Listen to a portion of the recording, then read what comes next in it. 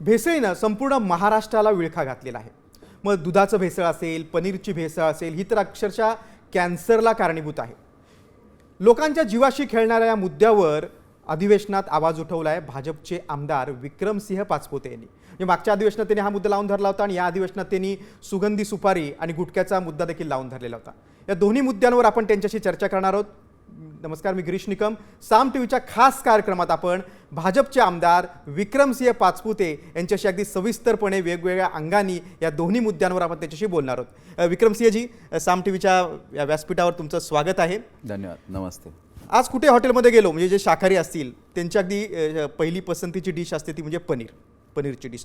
मात्र या पनीरचे अनेक बनावट कारखाने आता उघडकीस येत आहेत। बनावट पनीरचा मुद्दा खूप मोठ्या प्रकर्षाने समोर येतोय। पण तुम्ही जेव्हा तो मुद्दा अधिवेशनात मांडला तेव्हा सगळ्यांचं लक्ष वेधलं गेलं, खरंच आपल्या ताटातलं पनीर हे बनावट आहे। किती घातक आहे हे? खूप घातक आहे। बेसिकली हे स्लो पॉइझनिंग आहे, म्हणजे ह्याचे इफेक्ट्स लगेच कळत नाहीत। आता isakal.com आहे देशातील नंबर 1 ची मराठी न्यूज वेबसाईट। प्रत्येक अपडेटसाठी isakal.com ला नक्की भेट द्या।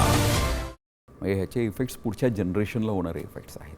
म्हणजे आज तुम्ही जे पनीर खाता याचा परिणाम तुमच्या शरीरावर होणार आहे आणि तुमच्या पुढच्या पिढीवरती पण होणार आहे। आज जे आमची तरुण पिढी आहे यांनी जर पनीरचं रेग्युलर सेवन केलं आणि ते पण आर्टिफिशियल फॉर्मॅटमधलं असेल तर त्यांचे पुढचे जे काही जीन्स असतील आणि पुढच्या जनरेशन असेल त्याच्यावरती हा 100% इम्पॅक्ट करणार आहे। आणि बरेचसे त्यातले काही पदार्थ जे वापरले जातात ते 100% कॅन्सरला लीड करणारेच आहेत।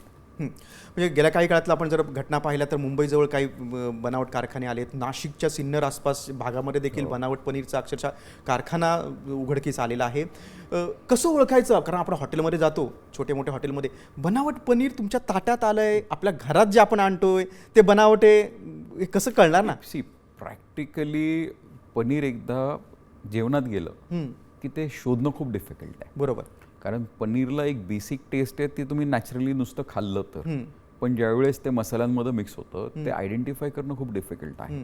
ह्याच्यात बेस्ट आहे की जोपर्यंत हा भेसळयुक्त पनीरचा विषय सेटल डाऊन होत नाही तोपर्यंत आपण स्वतः पनीर कंझ्युम करणं। अनेकदा असं मधल्या काळामध्ये मलाही अनेक लोक विचारायचे नेमकं काय, तर आयडेंटिफाय म्हणजे जे सील्ड पॅक मिळतं ना ते 99% प्युअर असतं।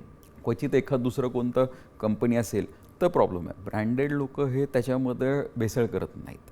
प्रॉब्लेम येतो तो लूज पनीरमध्ये, म्हणजे लूजमध्ये जे काही पनीर मिळतं त्याच्यामध्ये प्रॉब्लेम्स होतो। आणि मग हे लूज पनीर जेवढे पण रेस्टॉरंट्स आहेत किंवा सगळ्यात रेस्टॉरंट्स तरी कंट्रोल्ड आहे, पण जे कार्यालय आहेत, मंगल कार्यालय किंवा ज्याला केटरर्स म्हणतो, त्या केटरर्सचं तर मी तर म्हणून 100% त्यांचा आर्टिफिशियल अंकुश नाही, अंकुश नाही। आणि प्रॉब्लेम काय होतं तुम्ही विचार करा, एखादा कार्यक्रम ठेवताना आपण 10 विचार करतो की मला एवढ्यातच प्लेट झाली पाहिजे, एवढ्या रुपयामध्ये तुम्हाला पनीर पण पाहिजे, तुम्हाला डेझर्ट पण पाहिजे, सगळंच पाहिजे, तर ते प्रॅक्टिकली पॉसिबल होत नाही। हा प्रॉब्लेम होतो कॉस्ट कटिंगचा।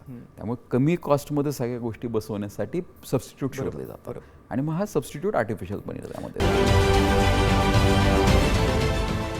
देश विदेशातील प्रत्येक घडामोडींचे लाईव्ह अपडेट मिळवण्यासाठी आता साम टीव्हीच्या सर्व सोशल मीडिया प्लॅटफॉर्मला लाईक, फॉलो आणि सबस्क्राईब करा। तसंच सर्व नोटिफिकेशनसाठी बेल आयकॉन प्रेस करायला विसरू नका।